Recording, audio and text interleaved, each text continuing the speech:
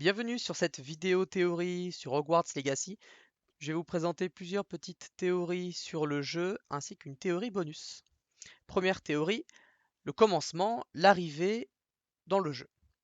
Nous venons d'un pays lointain, sûrement d'Amérique, où on était à Ilvermorny, l'école de magie américaine. Nous savons grâce au trailer et aussi aux campagnes marketing que nous arrivons au milieu de la 5e année. Selon le décret magique d'Amérique, les élèves d'Ilvermorny n'ont pas le droit de garder leur baguette en dehors de l'école. Du coup, il nous faudra une nouvelle baguette chez Ollivander comme présenté dans le trailer. De plus, le décret magique anglais dit: les élèves de Poudlard n'ont pas le droit d'utiliser la magie en dehors de l'école, mise en vigueur en 1875, donc le jeu se déroulera sûrement 5 à 10 ans avant cette date pour pouvoir utiliser la magie en dehors de l'école, car sinon le jeu ne serait pas possible. Donc le jeu serait en 1870, qui est en soi la fin des années 1800. Théorie numéro 2. Les runes. Après avoir vu le trailer d'Hogwarts Legacy, comme vous je l'espère, j'ai été interpellé par différentes runes. Après avoir mené ma petite enquête, j'ai découvert beaucoup de choses. Dans le livre Ancienne Rune Made Easy, une double page est présentée sur l'ancienne version du site de J.K. Rowling, nous montre ceci. Des runes que nous retrouvons dans notre monde sous le nom de mots de pouvoir ou tout simplement runes. Ces runes ont des noms et significations, et si on prend les runes que nous avons vues dans le trailer, nous obtenons ceci. L'héritage, sagesse et l'harmonie. La deuxième, l'invitation à l'art, au rêve et à l'inconscient. Enfin, la troisième, l'action qui naît de l'initiation. De mes recherches, j'ai trouvé plusieurs informations. Les runes simples sont peu puissantes, mais vous pouvez les utiliser pour protéger un lieu ou une personne. Les Égyptiens gravaient des glyphes sur leurs habitations et tombeaux pour les protéger. Elles peuvent aussi être gravées sur des armes ou des boucliers pour leur apporter une puissance supplémentaire. En général, les glyphes sont superposés et leur ensemble possède ainsi beaucoup plus de puissance et de portée. Mais elles ne protègent que le lieu sur lequel ont été dessinés. Attention cependant, les runes simples seront inoffensives face à un magicien avec des compétences de magie runique, car ils pourront les contrer avec des runes complexes. Source, la rune source, qui est la source de magie. La rune racine, la source d'énergie, la rune effet, la rune finale, source d'énergie, une sorte de rune. Il existe ensuite plusieurs autres types de runes ou mots de pouvoir. Une rune de passage permet de transmettre l'énergie. Une rune de soutien renforce l'action des autres runes. Une rune d'amplification amplifie le pouvoir des autres runes.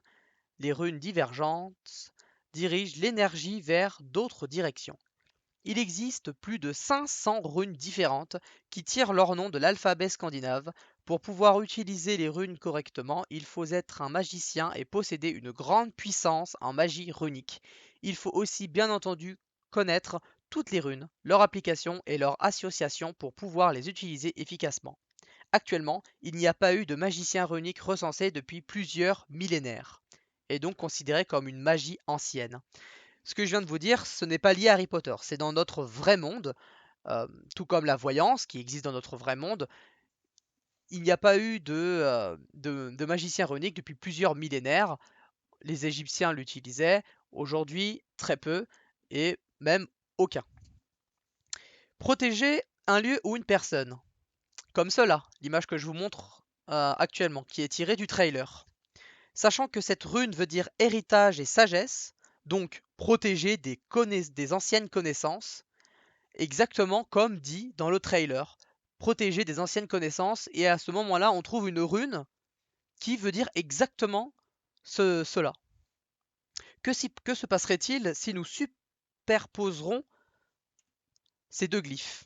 L'initiation à l'art, au rêve et à l'inconscient, et l'action qui naît de l'initiation.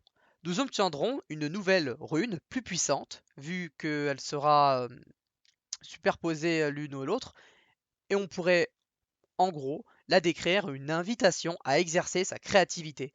Et à ce moment-là, nous arrivons face à un gouffre. Nous devons continuer le niveau en face. On ne peut pas traverser et nous avons une rune qui pourrait possiblement dire invitation à exercer sa créativité. Et donc du coup, pourquoi pas utiliser, enfin, cette rune pourrait dire euh, de utiliser la magie pour trouver un moyen de passer et donc créer un pont. Actuellement, il n'y a pas eu de magicien runique recensé depuis plusieurs millénaires, considéré du coup comme une ancienne magie. La magie impliquant des runes est donc une magie ancienne et oubliée, comme dit dans le trailer, une magie ancienne et oubliée. Je pense donc que notre don à une magie sera les runes, et donc graver sur des armes ou des boucliers pour leur apporter une puissance supplémentaire. Comme nous savons que le jeu sera un RPG, le gameplay d'un RPG consiste en donjons, stuff, potions, enchantements, etc., etc. Et je pense que nous pouvons donc placer des runes sur des armes, des armures, des baguettes. Mais attendez, vous vous rappelez de la baguette de Sirius Black ou encore la baguette de Suro? Pour Sirius, c'est peut-être un hasard, même si on sait qu'il aime vraiment les runes. Mais comme on peut le voir sous les images ci-dessous, même si elles ne ressemblent pas forcément à des runes comme j'ai pu vous les montrer, ça peut être des runes qui ont été superposées comme expliqué avant, ou des runes encore plus anciennes et plus fortes. Mais comme on connaît la très ancienne baguette créée par Antoine Pévrel pour, pour faire de cette baguette la plus puissante des baguettes, ces runes joueraient sûrement un rôle. Voilà, donc la baguette de Suro, créée par Antoine Antioche Pévrel, qui est considérée comme la baguette la plus puissante au monde. La raison pour laquelle elle serait peut-être la baguette la plus puissante au monde serait justement grâce à ces runes. Euh, Ces runes ont sûrement joué un rôle gravé sur des armes, par exemple des baguettes, pour leur apporter une puissance supplémentaire, une ancienne magie comme Antoche Pévrel. La baguette de Suro est peut-être la raison pour laquelle elle est la baguette la plus puissante du monde grâce à ses runes puissantes d'une magie ancienne et oubliée. Voilà qui conclut ma théorie sur l'ancienne magie que nous aurons dans Hogwarts Legacy, l'héritage de Poudlard. Je vous conseille donc de prendre l'option étude des runes, si présent dans le jeu, et compléter ma théorie si vous trouvez quelque chose d'autre. Mon Discord sera transmis sur le Google Doc de la théorie qui sera aussi en description. Et j'attends avec impatience vos réponses. Pour ceux qui sont restés à la fin, je vous offre une petite théorie bonus qui est hors de Hogwarts Legacy. Ce n'est pas la première fois que nous entendons parler d'ancienne magie dans l'univers d'Harry Potter. La vieille magie, aussi appelée ancienne magie ou encore magie ancienne, est une magie qui n'est pas pratiquée par les sorciers avec une baguette. Elle fait partie de la magie de l'univers. Je vais vous citer un passage du- un passage d'Harry Potter. Le sacrifice de Lily pour Harry créa une protection que Voldemort n'a pas pu percer. En fait, son sacrifice imprégna la peau du garçon de son amour, c'est pourquoi Voldemort et Quirrell, sous son contrôle, n'arrivaient pas à le toucher. Vous voyez où je veux en venir? Oui, la cicatrice d'Harry Potter serait une rune. Du sacrifice de sa vie, Lily grava une rune de protection sur Harry. Que nous savons, nous, de la cicatrice d'Harry? En forme d'éclair, puis via les illustrations du livre, comme ceci. Y aurait-il parmi les 500 runes qui ressembleraient à ce symbole d'éclair? Eh bien oui, c'est la rune Swahelo, S-O-W-E-L-O. Elle représente la rune de la force rattachée au soleil, dont elle s'approprie le symbole de lumière face aux ténèbres. Swahelo détient la capacité de résister aux forces de la mort et de la destruction. Donc, cette marque, qui est puissante et nocive envers les ténèbres, et qui a la capacité de résister aux forces de la mort, aurait protégé Harry de Voldemort, le seigneur des ténèbres, annulant le sortilège de la mort, Avada Kedavra, et aurait attaqué Voldemort de par sa lumière, le laissant dans un état proche de la mort. Voilà tout sur toute ma théorie. Je l'ai beaucoup étudié, j'ai beaucoup pensé à cela.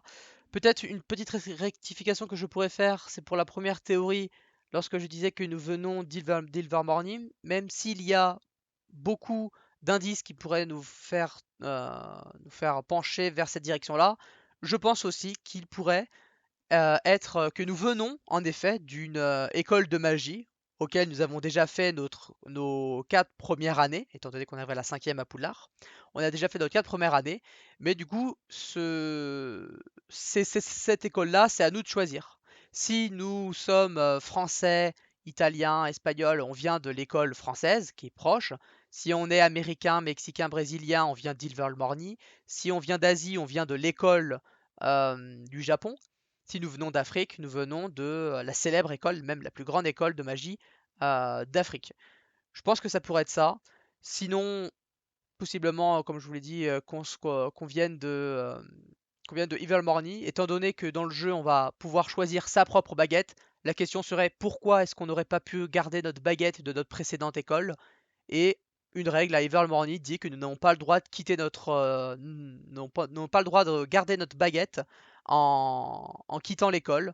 Nous pouvons garder la baguette seulement si on a reçu son diplôme ou si alors on a fini ses études. On ne peut pas quitter l'école avec sa baguette à Ilvermorny. Donc ce serait peut-être la raison pour laquelle nous aurons besoin de la récupérer, enfin d'en acheter une nouvelle chez Ollivander à Poudlard. Voilà tout, c'était tout pour ces petites théories. J'espère que ça vous aura plu. J'espère que tout comme moi, vous êtes passionné par le prochain jeu Hogwarts Legacy, qui selon les dernières rumeurs, théories, etc., devrait sortir mi-été, début automne. En tout cas, en 2022, ça, on en est sûr. Euh, j'ai hâte de lire vos commentaires, qu'ils soient bons ou mauvais. Si vous trouvez quelques petites erreurs dans mes théories, pouvoir même m'aider à les améliorer, je les prendrai tous. Je lirai tous vos commentaires.